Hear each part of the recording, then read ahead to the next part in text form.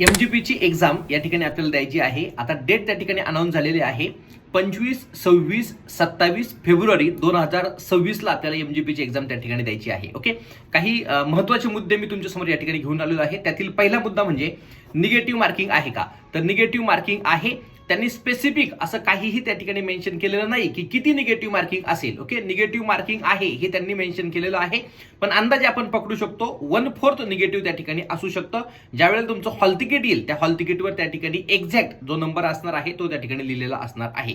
दुसरा मुद्दा असणार आहे की सेक्शनल टाइम आहे का? तर सेक्शनल टाइम त्या ठिकाणी नाही, पण ओव्हरऑल जो टाइम असणार आहे तुम्हाला एक्झामचा तो पेपर सोडवण्याचा तो असणार आहे 120 मिनिट, म्हणजे तुमच्याकडे 2 तास त्या ठिकाणी असणार आहेत. ओके, सेक्शनल कट ऑफ आहे का? तर सेक्शनल कट ऑफ त्यांनी त्या ठिकाणी सांगितलेला आहे. त्यांनी स्पेसिफिक मेन्शन केलेलं आहे की तुमचा जो सेक्शन असणार आहे, बरोबर ना, तर सेक्शनला त्या ठिकाणी काय असणार आहे, कट ऑफ त्या ठिकाणी असणार आहे. आणि ओव्हरऑल जो पेपर असणार आहे तुमचा तो 200 मार्कचा पेपर असणार आहे आणि त्याला देखील त्या ठिकाणी 45% मार्क्स त्या ठिकाणी असणं गरजेचं आहे. हा मुद्दा फार इम्पॉर्टंट असणार आहे.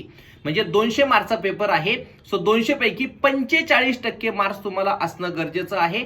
म्हणजे 90 मार्क मिनिमम तुमचे त्या ठिकाणी असणं गरजेचं आहे. त्यासोबतच महत्वाचा मुद्दा म्हणजे काय, प्रत्येक सेक्शनला देखील त्या ठिकाणी कट ऑफ असणार आहे. आता त्या कट ऑफचं पर्सेंटेज किती असणं गरजेचं आहे असं त्यांनी दिलेलं आहे. त्यांनी स्पेसिफिक मेन्शन केलेलं नाही, पण तरी देखील आपण या ठिकाणी पकडून चालायचे की प्रत्येक सेक्शनला देखील 45% मार्क्स त्या ठिकाणी आपल्याकडे असणं गरजेचं आहे. म्हणजे तुम्ही स्क्रीनवर पाहू शकता, मराठी तुम्हाला 10 प्रश्न त्या ठिकाणी 20 मार्क्ससाठी विचारले जाणार आहेत.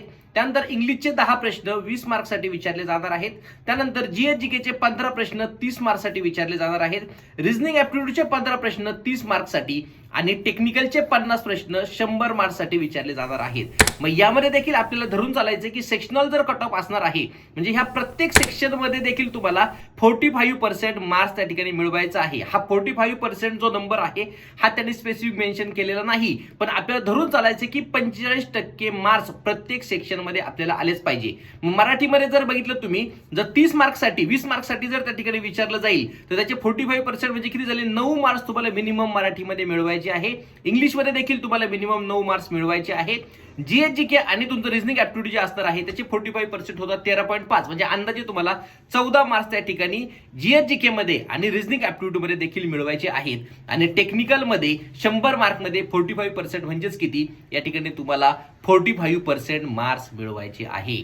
आता सांगण्याचा उद्देश हा आहे की जर याच्या आधीच्या बाकीच्या एक्झाम मध्ये असं चालत असेल की सपोज मी फक्त टेक्निकल केलं नॉन टेक्निकल केलंच नाही, किंवा फक्त नॉन टेक्निकल केलं टेक्निकल केलंच नाही, म्हणजे तिथे थोडा बहुत चान्स होता, बरोबर ना, म्हणजे जरी एखाद्या याच्यात केलंच नाही असं चालणार नाही, पण थोडेफार मार्क जर नॉन टेक्निकल कमी आले मी ते टेक्निकल मध्ये कव्हर करू शकतो. पण टेक्निकल जर मी माझं वीक आहे आणि नॉन टेक्निकल चांगलं आहे, मग मी टेक्निकलचे 2-3 विषय कमी करून मी टेक्निकल मध्ये फोकस करू शकतो. असं याआधी चालत होतं, पण आता तुम्हाला इक्वली सर्वांना वेटेज द्यायचं आहे. आता नॉर्मली जर तुम्ही बघितलं तर टेक्निकल आपलं चांगलं असतं कारण की त्याला मोठं वेटेज असणार आहे, बरोबर ना.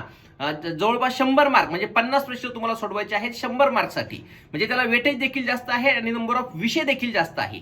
तर आता या ठिकाणी तुमचा जो मेन गेम चेंजर असणार आहे तो म्हणजे तुमचा नॉन टेक्निकल. टेक्निकलचे 2-3 विषय कमी करा, काही प्रॉब्लेम नाही, पण नॉन टेक्निकल मध्ये विद्यार्थी मार्क खाणार आहेत. मराठी, इंग्लिश, जीएचजीके आणि रिझनिंग ऍप्टिट्यूड तुम्हाला व्यवस्थित करावं लागेल, कारण की त्याला देखील सेक्शनल कट ऑफ त्या ठिकाणी असणार आहे. जर 45% कट ऑफ जर तुम्ही म्हटला तर 20 पैकी मराठीला तुम्हाला 9 मार्क्स पाडायचे, इंग्लिशला देखील 20 पैकी तुम्हाला 9 मार्क्स त्या ठिकाणी पाडायचे, रिझनिंग ऍप्टिट्यूड आणि जीएचजीकेला 30 पैकी तुम्हाला 14 मार्क्स पाडायचे आहेत. आता तुम्हाला जीएस ला इग्नोर करून चालणार नाही, रिझनिंग ऍप्टिट्यूडला इग्नोर करून चालणार नाही, मराठीला इग्नोर करून चालणार नाही, इंग्लिशला इग्नोर करून चालणार नाही. टेक्निकल मध्ये तुम्ही बघा 45 मार्क्स 100 पैकी मिळवू शकता कारण की तेवढा आपला अभ्यास झालेला आहे, पण इकडे आपण कमी पडतो, आता ते तुम्हाला कमी पडायचं नाही. या स्क्रीनवर तुम्ही पाहता हे बुक देखील तुम्ही रेफर करू शकता नॉन टेक्निकल साठी. त्याची बॅच देखील आपल्या ऍपवर उपलब्ध आहे आणि लवकर त्याची टेस्ट सिरीज देखील आपल्या एके इंजिनिअरिंग अकॅडमीच्या ऍप्लिकेशनवर तुम्हाला पाहायला मिळेल. सगळ्यात महत्त्वाचा मुद्दा सेक्शनल कट ऑफ आहे, त्यामुळे कट ऑफ फार कमी लागण्याचे चान्सेस आहेत. कारण की विद्यार्थी इग्नोर करतात की ठीक आहे सेक्शनल कट ऑफ आहे, बघू सगळ्यांसाठीच आहे, पण विद्यार्थी एक्झामच्या आधीच प्लॅनिंग करून जात नाही, त्यामुळे सिलेक्शन पासून त्या ठिकाणी विद्यार्थी त्या ठिकाणी वंचित राहू शकता. सेक्शनल कट ऑफ तुम्हाला डोक्यात ठेवायचा आहे. मिनिमम आपण पकडलेला आहे 45%, त्यांनी असं मेन्शन केलेलं नाही, पण आपण 45% धरून त्या ठिकाणी चालायचं आहे. ठीक आहे, थँक्यू सो मच.